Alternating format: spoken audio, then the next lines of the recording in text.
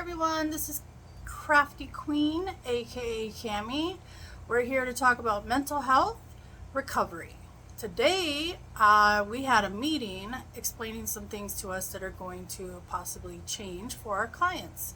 I work with people who have severe mental illness, and with all these changes with this big, beautiful bill, as it's called, there may be some big changes for these people. So what we are going to have to do is prove that all of our people still need services, still need Medicaid if that's the insurance that they have. They still will need food stamps if they aren't able to work and provide for themselves. That is what it's for people who aren't able to do things like work, take care of themselves, pay their rent, transportation. So, that being said, when I was younger, I worked 3 jobs. My kids were little. Part of the time I was married. I had 3 newspaper routes. I was a caregiver and I was also a house cleaner. I had my own house cleaning business for a while. Although with all these jobs to try and make 40 hours a week, and with my ex-husband having his insurance and his benefits, we still struggled. I always made sure there was food on the table. I always made sure that my kids had exactly what they needed and some of the things they wanted. They were taken care of, clothed on a schedule, went to school, they were fed. All these things that are so important.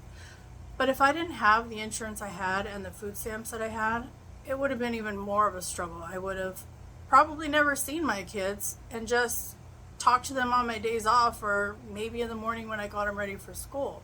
There were times when I worked and I was gone at 7 in the morning until about 7 at night, and then come home, get them their baths, get them fed, read the stories, and put them to bed by 8:30, 9 o'clock. That was our schedule. That was what we had to do. That's what I had to do. So I was able to work. I was able to take care of myself, but I still wasn't making ends meet. I had to continue to do what I had to do. So now there's all these people that are going to have to prove that they qualify for the food stamp benefits or the insurance benefits. Some people have full-time jobs and they still can't afford their own insurance. Some jobs are full-time and they don't offer insurance to people. So what are we supposed to do? What are we supposed to do? Is there going to be an alternative? Are they going to make kids work? That sounds ridiculous, but how are people going to take care of themselves and their families? And it's not just about the illegal immigrants that everybody's in an uproar about. It's about people who are here that are just trying to survive and live their lives. Take care of their kids, take care of their homes, be able to have gas in their car if they have a car, car insurance for their car insurance, phone bill.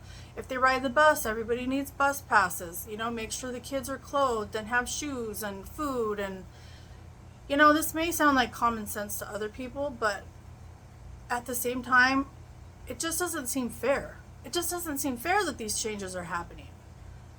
It's like all these people who struggle are already going to have more struggles.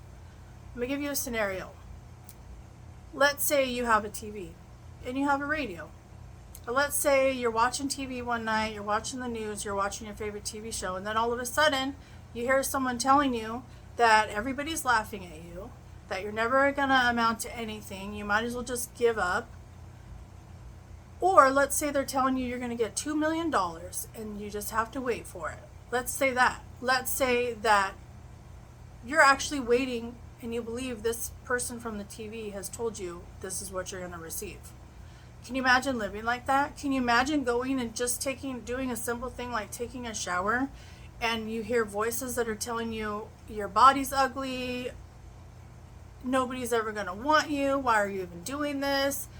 All these things just to take a shower. Just try and imagine that. These people deal with that every single day of their lives. The medications can help. They definitely can help. They help more if you take them and don't add anything else to it. However, the medications do still help. They help with the voices. They help with paranoia. They help you to be able to function every day, as best as you can. Going into a store and thinking people are staring at you and they're laughing at you, when in fact that's not going on.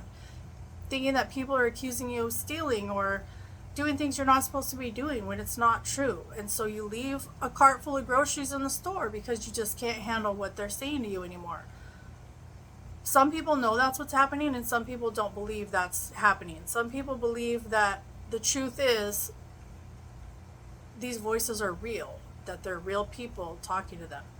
Can you imagine having a conversation in your head, not knowing it's in your head, someone telling you that your mother's sick, telling you that your mother has died, and you have to take care of all the arrangements, when in fact that's not true at all. But can you imagine that just for a second?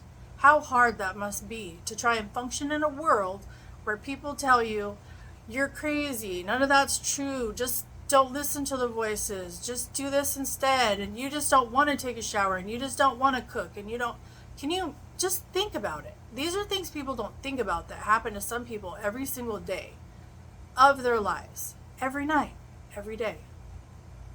Staying up all night because you can't sleep because the voices are so loud. Trying to sleep during the day and you can't sleep because the voices are so loud. You can't sleep until you're utterly exhausted and can't stay awake any longer. I mean, these are things we deal with every day. And now some of these people are going to be at risk if they prove that they can work at all. The problem is some people can work, but after a period of time, or if it's too many hours, the stress gets to them and their symptoms get higher again. And then they're right back where they started. Can you just imagine that?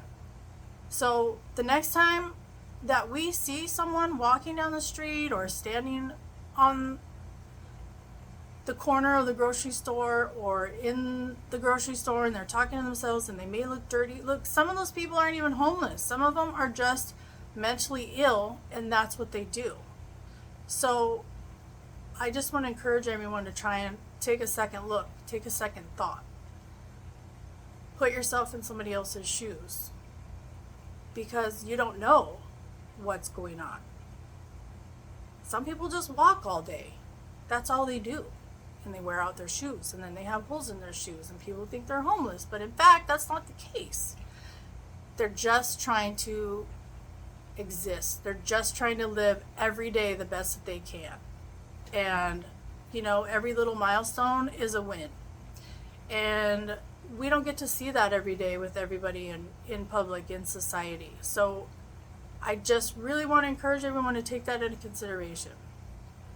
So after all that's being said, I am going to be making a video soon. I'm going to do a little trinket tray. And then the next thing I'm going to do after that, I want to make another pyramid. So it might be dinosaurs, it might be gummy bears. I haven't decided yet, but I've made a couple small ones and I made one big one with Grogu in it.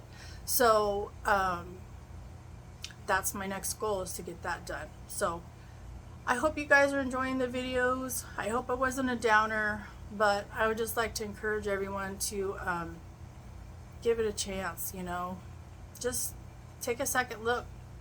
Maybe say hi to someone, What can it hurt? Thanks for watching.